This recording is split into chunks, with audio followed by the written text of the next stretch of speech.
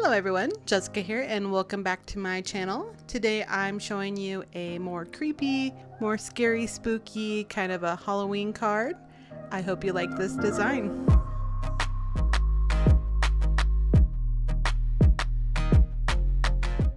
So one of the things I did not show was actual distress resist spray that I sprayed onto this piece of Neenah 110-pound cardstock.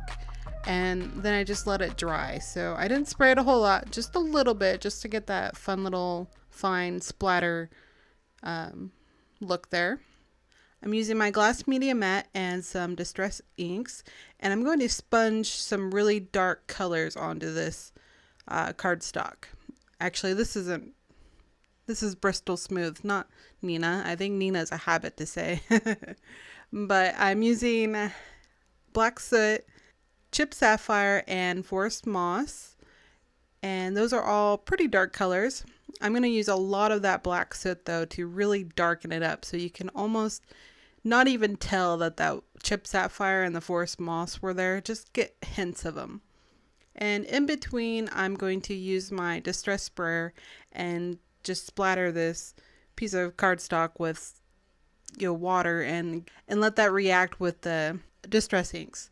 I do try to use some distress oxide inks alongside, but the ice spruce that I have wasn't really showing up, and the Black Soot distress oxide ink, which I was going to use instead of the actual distress ink, is still pretty dry.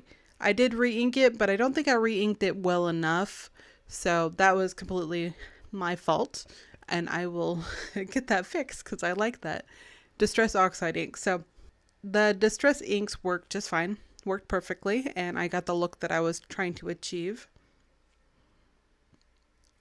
I'm going to move on to stamping the fence from the Bwahaha Simon Says Stamp stamp set, and I'm stamping this with the clear embossing ink, and I'm stamping this onto the Simon Says Stamp Black Cardstock. I'm using my travel stamp platform for that. And once I have two fences stamped, I'm going to use the Ranger Silver embossing powder. And then I'm also going to stamp that little gate to go along with the fences using the same exact ink and embossing powder. I didn't heat set those fences yet, so I'm going to do that all at one time. And this makes it pretty quick, just using my Wagner heat gun. So much fun to watch that embossing powder melt. I don't think that'll ever get old. I think that's the one thing that everybody falls in love with first when they start making cards with that technique.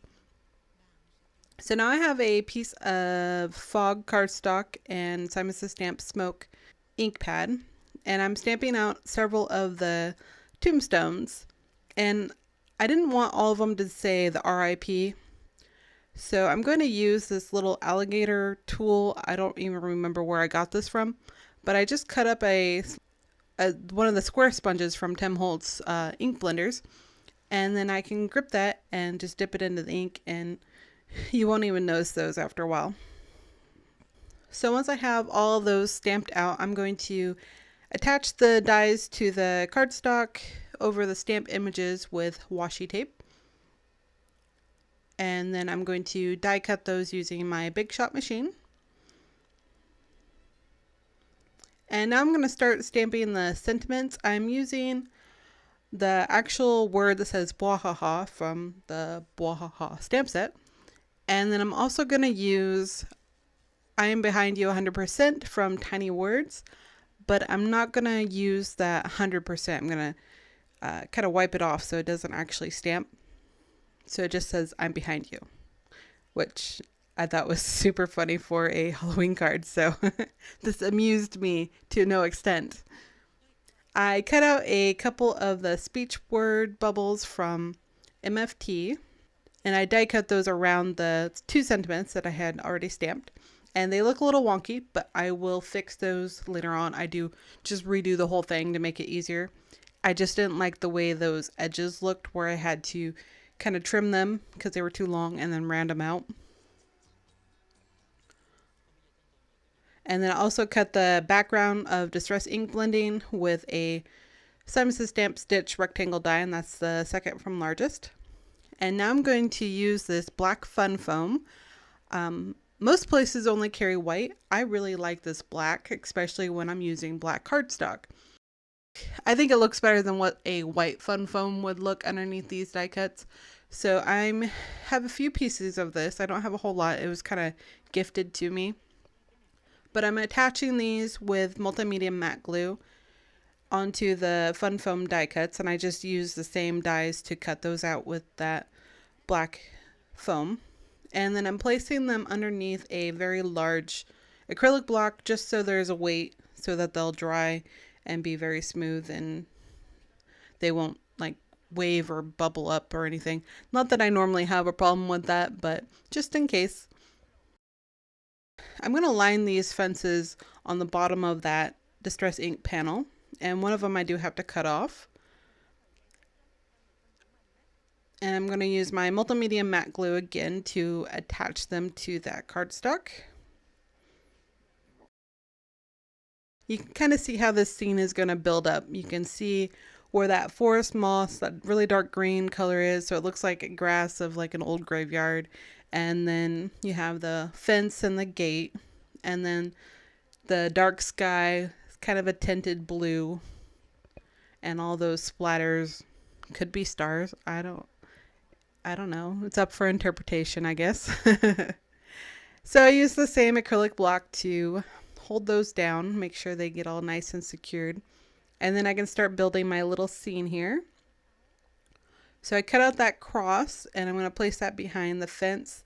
Sorry, I zoomed in and I got a little out of screen here, but I'm going to just layer those 3 tombstones. So I have 2 of the tombstones that are adhered behind the fence, and then another one that's adhered behind those tombstones. And now I can attach the speech bubbles, and I just kind of have those floating up, so it's like you don't really know who's talking to you. You just know that somebody is there in this little old graveyard and they're talking to you. I crack myself up. I don't know why this whole idea popped in my head, but I saw that sentiment from the Tiny Word stamp set, and it all came together in my head. So I think it's hilarious.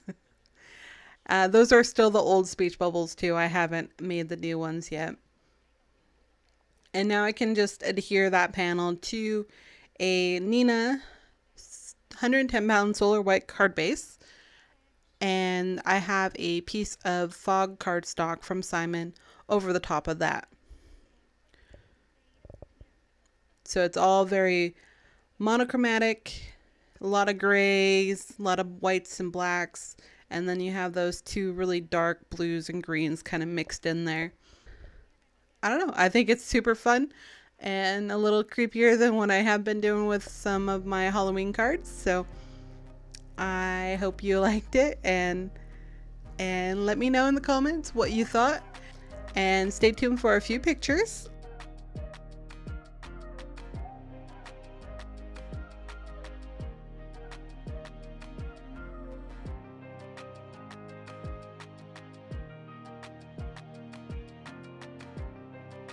I hope you enjoyed today's video.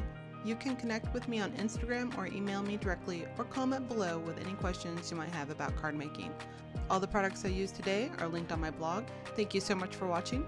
Please subscribe to see the latest videos from me. I appreciate you, and I will see you in the next one. Bye! Meh, meh.